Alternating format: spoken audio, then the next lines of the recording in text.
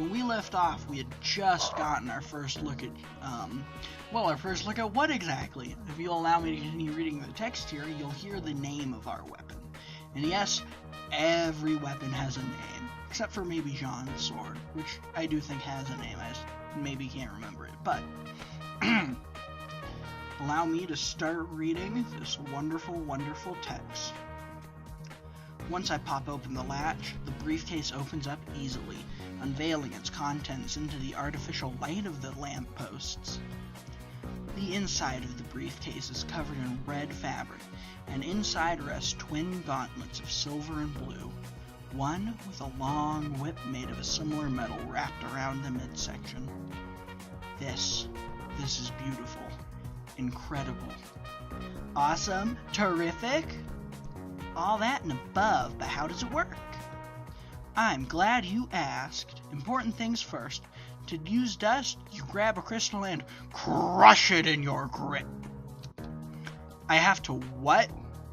With Aura, you can do that like breathing, silly. Aha, right. So I crush it in my grip? Yes, if you crush it with the right gauntlet while the whip is wrapped around it, or if you just grab the stock after doing it, it becomes charged with the crystal's energy for a short period of time. So you get Ice Whip, Fire Whip, Shadow Whip, and so on. Nice! I can already picture the image in my head, vividly and in detail. A whip slashing an opponent repeatedly, dozens of times in rapid succession, each small injury catching fire or freezing a part of his body. A little too vividly, maybe. What the hell was that? Otherwise, the charge stays in the gauntlet until you transfer it to the whip, or shwam, you can shoot it out. How can you shoot something out of a gauntlet? From the palms, look. Ruby grabs the right gauntlet and turns it on its back, exposing a metallic circle on the palm.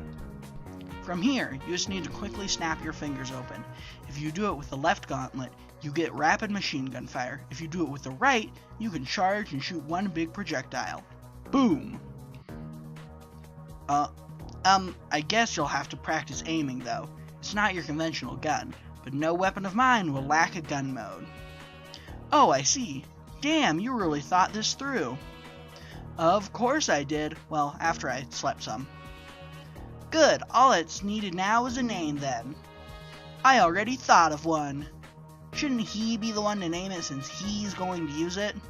My baby, my name, and Penny said I could. But Wilson is the one who thought of the concept. I'm the one who carried it to term. Alright, it was a shared effort. What's the name you thought of, Ruby? I took a page out of the old school book for this one. Wilson, may I introduce you to Janny Colostros. Old school? You went ancient vernacular. No one asked for your opinion, Cottontail. I'll have you know that my tail was ripped off a long time ago. What? She's just joking, Ruby. Also, I have the feeling that they ruined what was supposed to be a cool moment. Well, thanks, Ruby. I love it, and I will be sure to repay you. It is a really cool concept for a weapon. Personally, later in the game you'll have a choice between doing ranged attacks or melee attacks, or using dust, and I'd like to think that ranged attacks are slashing someone with a whip, and melee attacks are just punching people. Because, well, obviously whip has more range than a melee attack, but also a lot of where you can get your combat experience from comes with training with another character who just so happens to be very good at using their fists. And we'll get to that when we get to that. What, you're not going to try it? We're kind of in the middle of a school courtyard, and I wanted to show it to Penny first, actually. Yeah, I don't think she'd like it if you started swinging around that thing without her supervision. Then let's go show her, and then tomorrow we can go try it out all together. All together? If you think I'm not going to be there for my baby's first day of school, you've got another thing coming. Well, and here I thought I was obsessed with stuff. About stuff. Good stuff or bad stuff? Yes! Oh, I love doing that. Evelyn, I feel you on a spiritual level. I love responding to questions that aren't yes or no questions with yes. That wasn't an answer.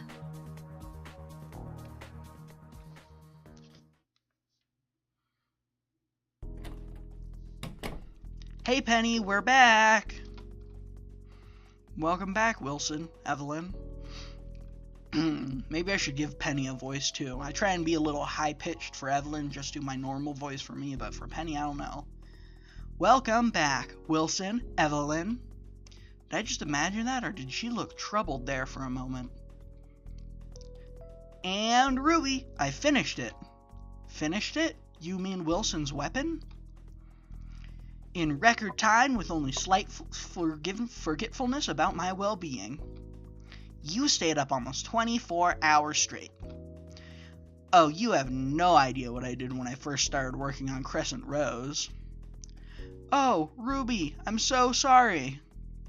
It's alright. I liked working on it, and I got to see a new side of Penny. A new side? I didn't think you had it in you to trick people. What? She tricked you? I know, right? I mean, I don't know Penny very, very, very well, but she doesn't give the impression of being shrewd, you know? Oh, look at that face. I didn't imagine it then. There's something bothering Penny, and whatever it is, the current line of discussion is making her even more uncomfortable. Alright, Wilson, time to be a distraction.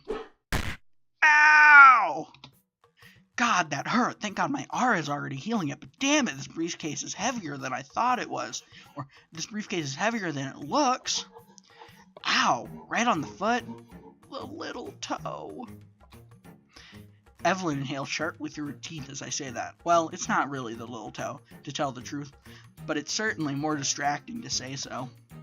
My hobbling as I sit on one of the beds is totally real, though. Wilson, are you injured?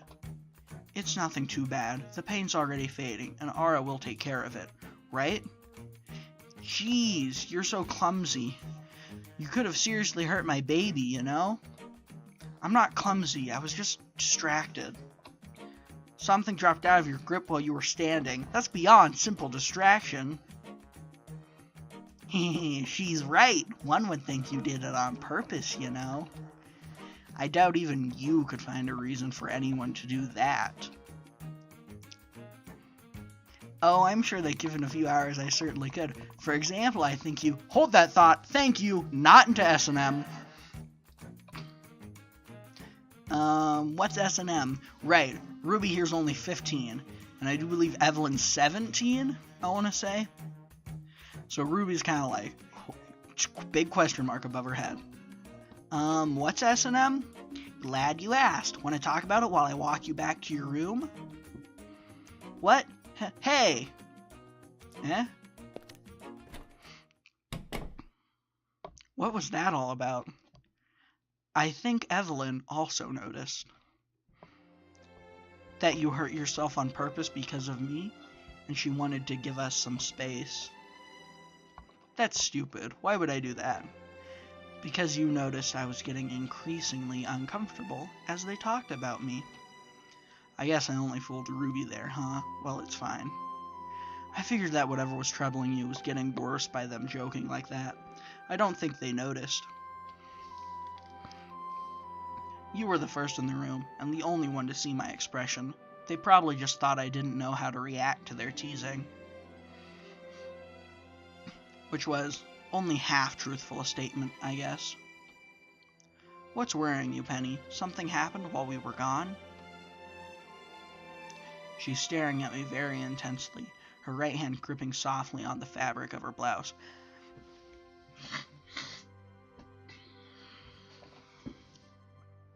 Wilson, you're my friend, right? Yes, I'll always be. How can you make that kind of statement? We've only known each other for 2 days.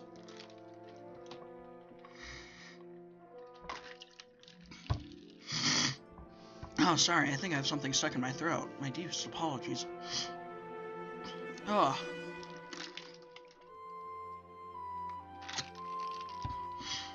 Because I want to. You want to? Yes. You can't... I can't be your friend? No! I mean, yes, you can be, but what if you discover something terrible about me? What if I do something bad? You plan to? No! There you have it. Do you really mean it? Oh, damn, she's so cute. Yes. You stuttered, because it's kind of embarrassing saying these things out loud. You weren't embarrassed before. You weren't smiling before. I was more focused on getting you to do that than realizing, what if I'm actually a different person than I appear to be? What if I'm vastly different from any other person? Then I guess we'll be different together. I'm not exactly normal myself. You're right, you're not. Just a great couple of weirdos. But seriously, Penny? I gather all my courage and look straight into those big emerald pools, which threaten to swallow me up in their tenderness. You're literally my best friend right now, and while we may have known each other for so little, you've already done so much for me. There's really nothing short of a total betrayal that can make me not think of you as my friend anymore. Then let's both make a promise. What promise? She holds out her right hand, pinky stretched out. I promise to never betray you or your trust. I stare at her for only a brief instant before smiling and holding up my own right hand, pinky going to grab at her own. And I promise to always be your friend. I don't know how this particular form of pledge continues. I never acquired that information. Who cares? I know you mean it. And I mean it too, Penny.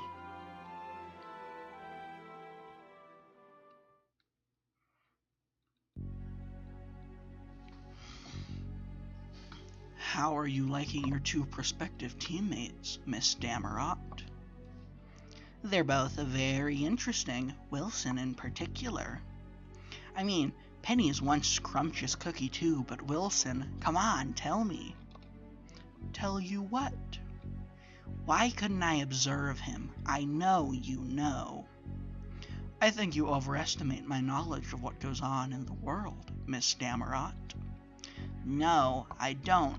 The only thing you ever dropped the ball on so far was guard detail on Miss Equinox or whatever her name is, and that was just by a couple of minutes. You must at least have an idea.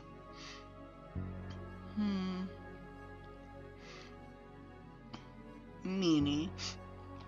I'm afraid I can't share that piece of information with you. Would it please you to get some about your last teammate instead? I know you're trying to distract me, but damn if I'm not curious. Shoot. Like you, it's a person whose services I have used many times in the past. Oh, another one of your little orphans? I feel an affinity already. It's a little more than just affinity, since you've met before. Familiarity, then. Who is she? Who is she? Well, let's just say you met over dinner.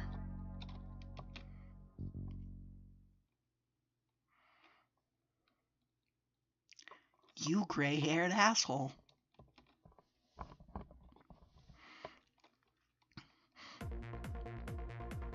Ruby? Yes? Anyone ever told you that you kick ass? Not today. Well, you do. One day left before the exam, which we obviously spent experimenting with Janny. This thing is seriously cool, and considering the ease with which I took to using it, I must have used a whip before in the life I don't remember. Wilson, try this distance. Wilson, try this distance next. What I need is some serious practice with, though, is Janny's gun mode. I already have a fire dust charged in the right gauntlet as I aim my fist in the direction of the dummy Penny has positioned. The creases sparkle with restrained energy. With a snap of my fingers, I reveal my open palm. The inscribed symbol shines with stronger red light for a split second before the single energy volley leaves it. shoots forward, and makes short work of the dust particles around the point of impact. Oh, the dummy is actually slightly singed this time. Yay me.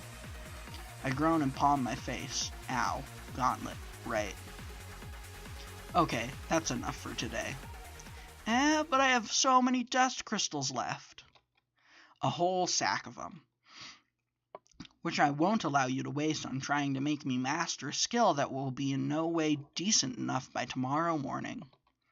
It's not a waste. You're my friend, and I want you to get better.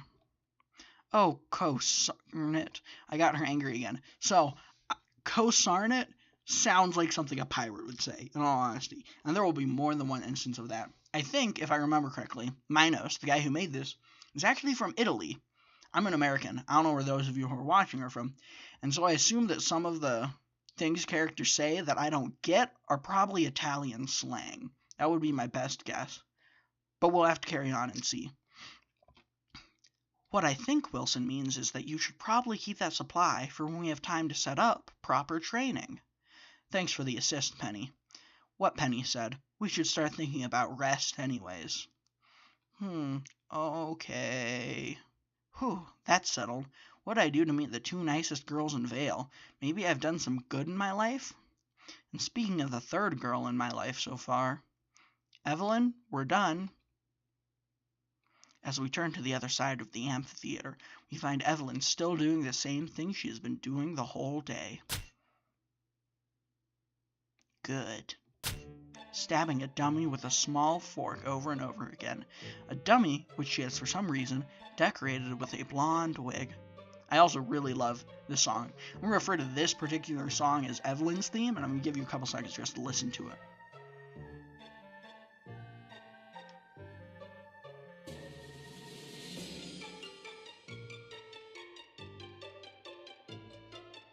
Alright, that's enough.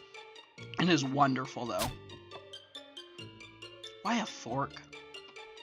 So, you coming to dinner with us? In a little while.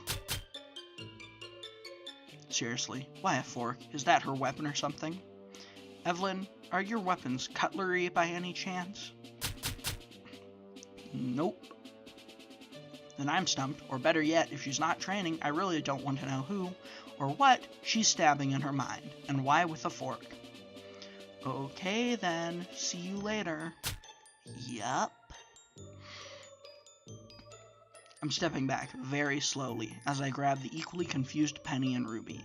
I hope whatever funk she's in doesn't extend to things other than the dummy.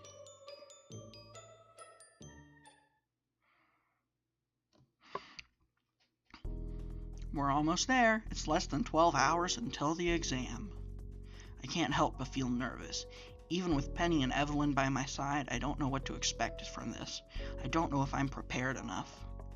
Hey, Penny, do you know anything about the specific details of the exam? Well, yes, it's multiple choice, you do it on a Scantron, and you can't use pen. Just kidding. Not much. Ruby knows more, having gone through it herself, but she was told not to share such details with us. Of course not. Also, I don't think her knowledge would be 100% useful to us. Our exam is certainly going to be different from hers.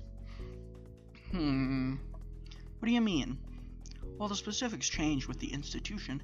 An entrance exam for any academy of this level aims to pair people up as partners, mix couples into groups of 4, and test their ability to work together towards a common goal.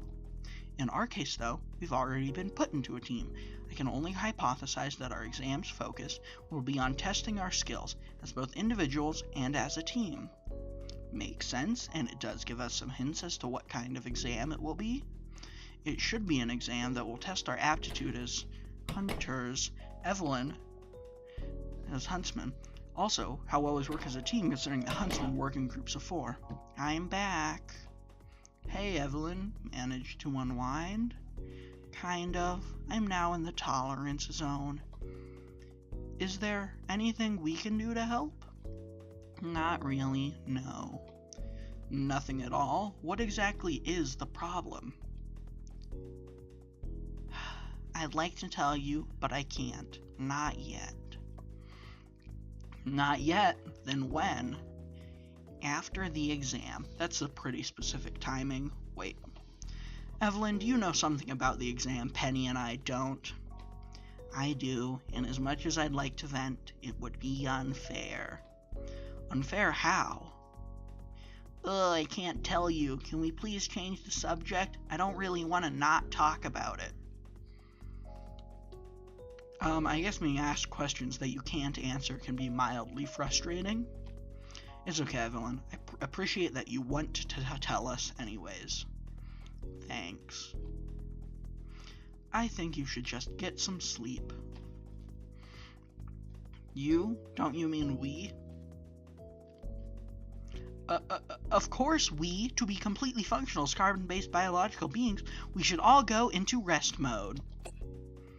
You should really take something for those hiccups. If it is something medical. Or is it just me, or does she actually start hiccuping whenever she's embarrassed or nervous?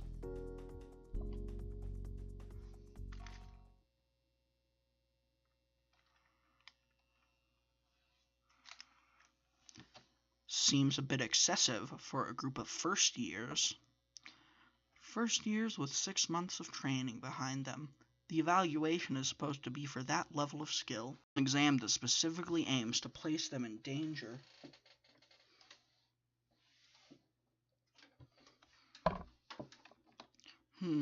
I wonder about that. Ozpin? Like many things in life, danger is a relative concept. What is a dangerous endeavor for a first-year student would be a mere annoyance to a senior, and nothing to a seasoned huntsman. So this test we prepared being a danger, I wonder about that. You have a lot of faith in this team. Faith has nothing to do with it, Glinda. It's knowledge. Miss Damrot has experience and skill under her belt. James didn't disclose much about Miss Polendina, but his lack of opposition or worry about her being placed in a combat situation speaks volumes. Mr. Decabegus is a complete amateur, though. His aura has been unlocked and he's skilled with his weapon of choice. That's more than enough to survive with the help of his teammates. And the last member? Oh, her? She'd probably be able to clear this test on her own.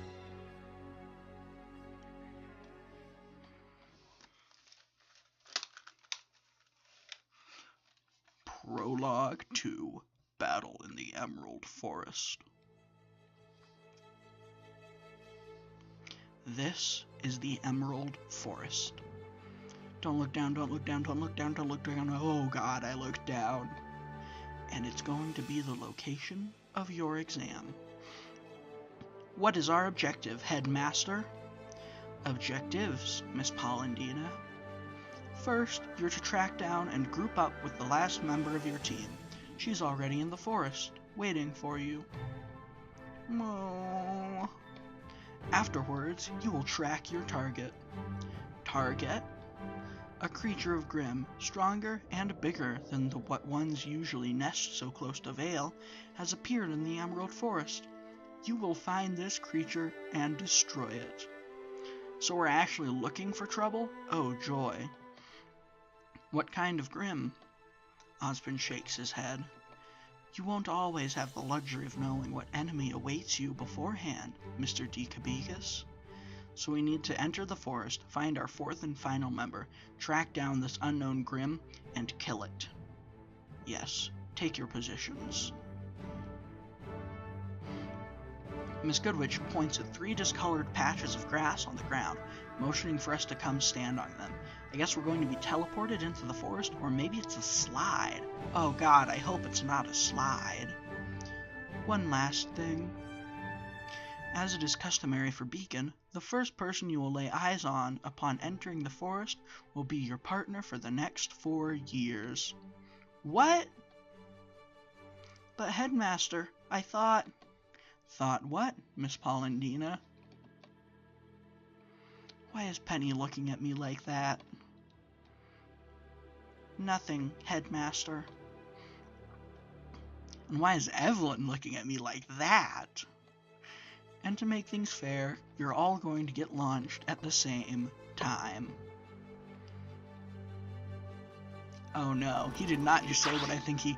You gray-haired asshole!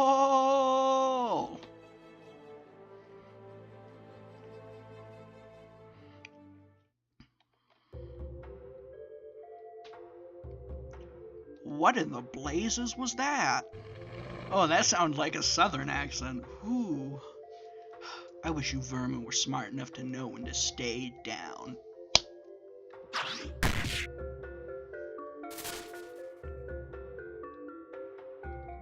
Now, I bet that was my male teammate. Osmond told me the bloke was a complete amateur after all.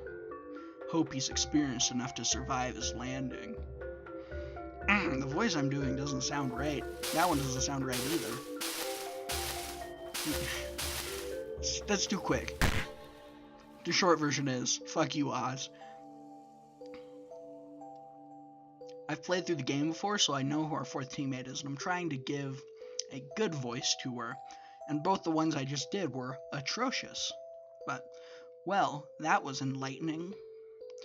I now know two things. First, with enough trees in my way, Ara can even help me survive a fall from that height. Second, it doesn't stop the pain from happening, because my everything hurts. It's already fading, but, I need to close my eyes, focus on recovering, like the girls taught me. For a few seconds, or is it minutes, for a brief interval of time, all that there is me, my pounding headache, and the forest. Then, thank the gods you're alive. An unfamiliar voice reaches out to me. Then light, experienced footsteps, which take care not to make the least noise possible, as if trained to do so. Their source stops right beside me, and now stands between me and the morning sun. How do you feel? Is anything broken? The voice is lower than Penny's and Evelyn's, but still definitely female. There's no bubbliness or cuteness in it, but something more mature and hard. No, Ara is already taking care of the rest. It just hurts. Least you could expect, considering the height you fell from. And the number of branches I hit on my way down, too. She chuckles. It was guttural, low, her mouth probably closed as she laughed at my words.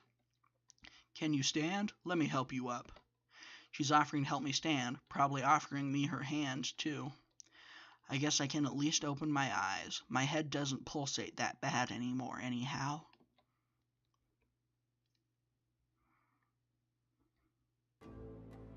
Yeah, she's nothing like Penny or Evelyn.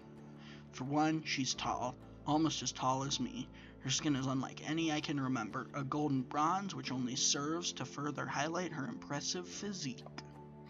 I mean, wow. I've lost my memory, but I don't think I've ever seen someone with such a defined body. It's just at the border between attractiveness and buffness. If you're not a coward, buffness is attractiveness. Grimm got your tongue? Damn it. What is it with me and pretty girls and staring? I think I answered my own question in that sentence. Sorry about that. I imagine you're my third teammate? And your partner? Oh right, there's also that. I groan and raise my torso from the ground, extending my right hand. I find it enveloped in a firm grip as she pulls. My name is Wilson D. Cabigas. Jacqueline B. Ivory, but you can call me Jack. So, how the heck did you end up flying through the air and crash landing in the Emerald Forest? Same way you got here, probably. You mean walking? What do you mean walking? What I said, I walked to the Emerald Forest. You walked to the Emerald Forest? Yeah, so unless your semblance allows you to walk on air... God damn it, Headmaster, what the hell? The Headmaster used some kind of hidden panels on the cliff overlooking the forest to launch us. He did what? Grimm on a pike? That's crazy! Then again, that's just like him. You mean the Headmaster is prone to do stuff like this? You don't know the half of it. I've known him for years, and then we heard the growl. I have never seen such creatures in my life, but a conversation I've had with Evelyn comes to mind. Made of shadows, with a mask of bone and eyes of crimson. the natural enemy of unkind, unrelenting, insatiable with an exclusive appetite for human flesh or hate for human life. The creatures of Grimm. And this is where we're gonna leave off. Thank you so much for watching, and for getting to look at these horrifying beasts. We gotta meet our third teammate, and the next time we'll find this Grimm that we're supposed to track down and kill it. These are Beowulf's common Grimm. Easy to kill. The thing we're recording is much bigger and much more dangerous. Thanks for watching.